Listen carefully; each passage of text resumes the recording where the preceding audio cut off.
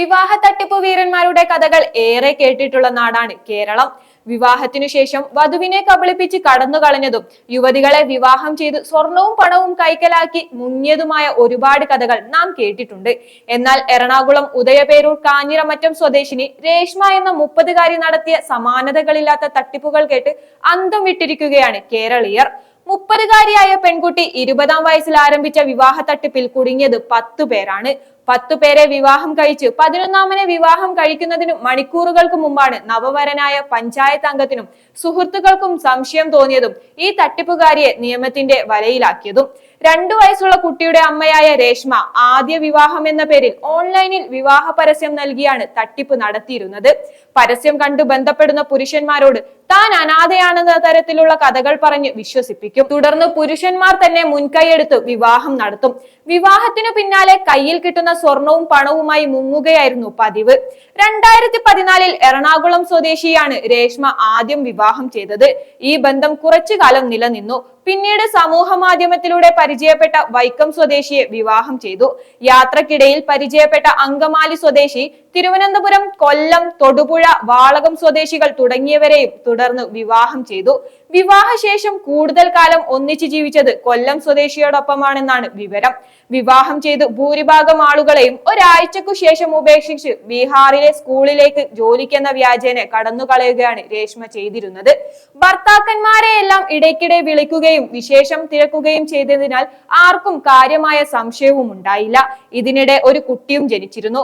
പിടിയിലാകുമ്പോൾ ആര്യനാട്ടെ പഞ്ചായത്ത് അംഗത്തിന് പുറമെ കോട്ടയം സ്വദേശിക്കും തിരുവനന്തപുരം തിരുമല സ്വദേശിക്കും വിവാഹ വാഗ്ദാനം നൽകിയിരുന്നു. മാട്രിമോണിയൽ സൈറ്റിലൂടെയാണ് ആര്യനാട് പഞ്ചായത്ത് അംഗമായ യുവാവിനെ വിവാഹം ചെയ്യാൻ ശ്രമിക്കുന്നതിനിടെ രേഷ്മ പിടിയിലായത്. പ്രതിശ്രുത വരനായ പഞ്ചായത്ത് അംഗവും സുഹൃത്തായ മറ്റൊരു വാർഡംഗവും ഭാര്യയും ചേർന്നാണ് രേഷ്മയുടെ വിവാഹ തട്ടിപ്പ് പുറത്തു കൊണ്ടുവന്നതും പോലീസിനെ അറിയിച്ച് അറസ്റ്റ് ചെയ്യിച്ചതും.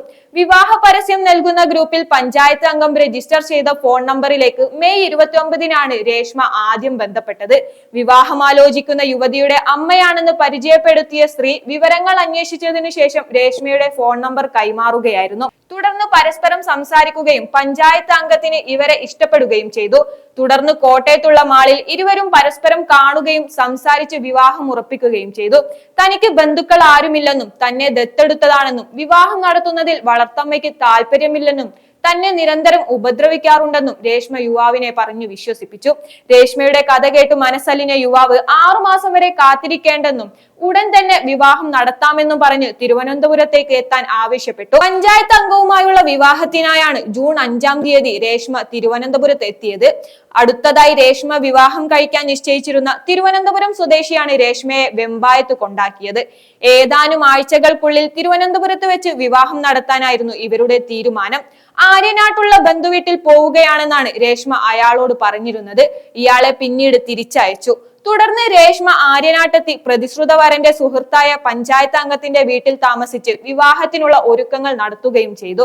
വിവാഹത്തിന് തൊട്ടുമുമ്പ് ഒരുക്കങ്ങൾക്കായി പ്രതിശ്രുത വരന്റെ സുഹൃത്തുക്കൾ ഏർപ്പാടാക്കിയ ബ്യൂട്ടി പാർലറിൽ പോയ സമയത്താണ് ഇവരുടെ നീക്കങ്ങൾക്ക് ചില സംശയങ്ങൾ തോന്നിയ സുഹൃത്തും ഭാര്യയും നടത്തിയ പരിശോധനയിൽ മുമ്പ് വിവാഹം കഴിച്ചതിന്റെ രേഖകളടക്കം കണ്ടെടുത്തത്.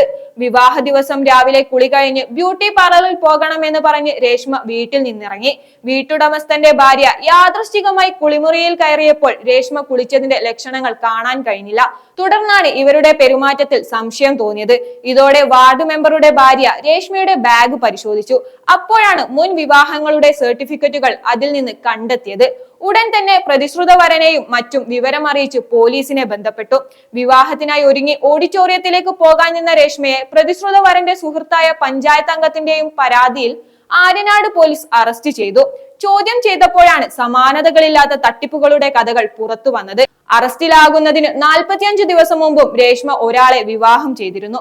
സ്നേഹം ലഭിക്കാനാണ് താൻ നിരവധി വിവാഹ ബന്ധങ്ങളിലേക്ക് പോയതെന്നും തന്നെ ജയിലിൽ അടയ്ക്കണമെന്നും പുറത്തുവിട്ടാൽ വീണ്ടും കുറ്റകൃത്യങ്ങൾ ചെയ്യുമെന്നുമാണ് ഇവർ ചോദ്യം ചെയ്യലിൽ വ്യക്തമാക്കിയത്.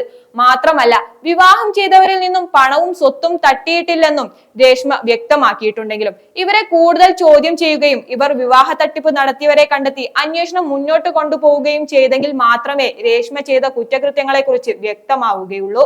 10 വിവാഹം കഴിച്ച രേഷ്മയ്ക്ക് 2 വയസ്സുള്ള കുട്ടിയുണ്ട്. പിടിയിലാകുന്നതിന് തൊട്ടുമുമ്പ് വിവാഹം ചെയ്ത ആളോടൊപ്പമാണ് രേഷ്മയുടെയും കുട്ടിയും അമ്മയും ഇപ്പോൾ താമസിക്കുന്നതെന്നാണ് വിവരം. തന്റെ ആദ്യ വിവാഹമാണെന്ന് പറഞ്ഞാണ് രേഷ്മ എല്ലാ വിവാഹങ്ങളും നടത്തിയത്. അമ്മയുടേതെന്ന് കരുതുന്ന ഫോൺ നമ്പർ പരിശോധിച്ചപ്പോൾ രേഷ്മ തന്നെയാണ് ഈ ഫോൺ നമ്പറും ഉപയോഗിച്ചിരുന്നതെന്ന് പോലീസ് കണ്ടെത്തിയിട്ടുണ്ട്. വിവാഹം നടത്തിയ ആളുകളുടെ വീട്ടിൽ നിന്ന് മുങ്ങുമ്പോൾ പണവും സ്വർണവും അടക്കമുള്ളവ രേഷ്മ കൈവശപ്പെടുത്തിയിരുന്നെന്ന വിവരങ്ങളുമുണ്ട്.